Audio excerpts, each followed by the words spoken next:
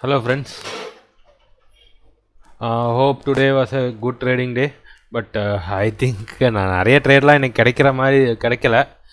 ஏன்னா நிஃப்டி வந்து ஓப்பன் கேண்டில்லையே நல்ல செல்லிங் வந்துருச்சு. ஸோ அங்கே ஒரு ட்ரேடிங்க்கான டைம் எல்லாம் வரல. யூஸ்வலாக நாங்கள் ஃபஸ்ட்டு 5 minutes கேண்டில் ட்ரேட் பண்ண மாட்டோம். ஸோ அதே சேம் சினாரியோ தான் இன்றைக்கி நடந்துச்சு. But Nifty as expected gap down தான் ஓப்பன் ஆச்சு. முந்தா நேற்று வந்த செல்லிங் கண்டினியூஸ் செல்லிங் தான் because of Adani enterprise legal issues. So அதனால் ஒரு நல்ல ஃப்ளாட் ஓப்பன் கொடுத்துட்டு ஒரு நல்ல ஃபஸ்ட்டுக்கு 5 minutesலேயே நல்ல செல்லிங். அதுக்கப்புறம் ஃபாலோ அப்பாக நிஃப்டியில் பெரிய செல்லிங் இல்லை. பேங்க் நிஃப்டி ஆனால் ஒரு பேங்க் நிஃப்டி மட்டும் ஃபாலோ அப் செல்லிங் வந்துச்சு.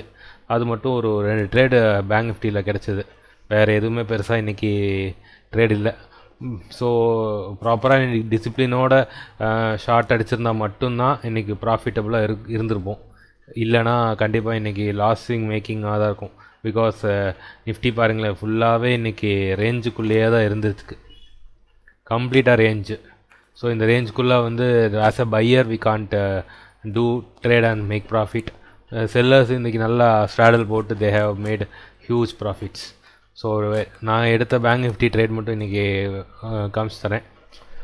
ஸோ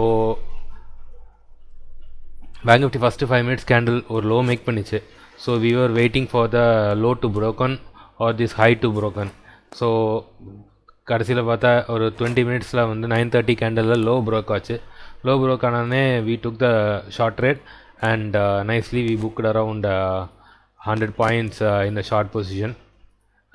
கரெக்டாக எக்ஸாக்டாக நான் எங்கே சப்போர்ட் எடுக்கும்னு நான் எக்ஸ்பெக்ட் பண்ணுறனோ அதே இடத்துல இன்றைக்கி சப்போர்ட் எடுத்துச்சு. பிகாஸ் 49,800 தான் வந்து 200 EMA இருக்குது பேங்க் நிஃப்டியில். ஸோ எக்ஸாக்ட்லி அங்கே சப்போர்ட் எடுத்திருக்கு. அங்கே ஒரு ஷார்ட் ட்ரேட் எடுத்தோம். அதுக்கப்புறம் we are waiting for another trade. So அப்போ பண்ணும்போது நம்ம நேற்றே சொன்ன மாதிரி நேற்று வீடியோவில் சொல்லியிருந்தேன்ல. ஸோ ஒரு ட்ரேட் முடிச்சிட்டோம்னா we have to find out the support and resistance. So இப்போது சப்போர்ட் என்ன, இங்கே சப்போர்ட் எடுத்திருக்கு 49,830. அப்போ அது ஒரு சப்போர்ட்டாக ஆக்ட் ஆகும் இன்ட்ராடேயில். ஸோ ரெசிஸ்டன்ஸ் என்ன, அது வந்து இங்கே பார்த்தாவே தெரியுது பாருங்களேன்.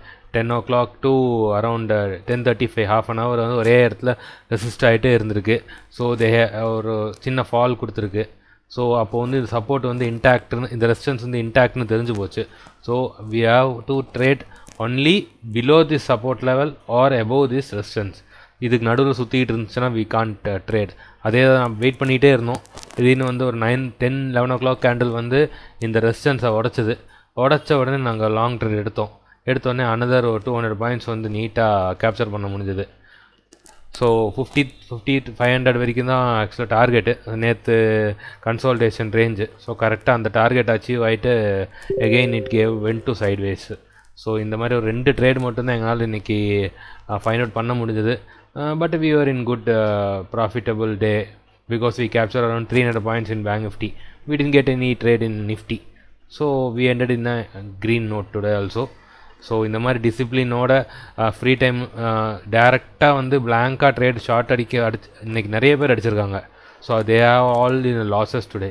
So always wait for a good setup. Based on the setup, do the trade and make and intraday profitable. Thank you.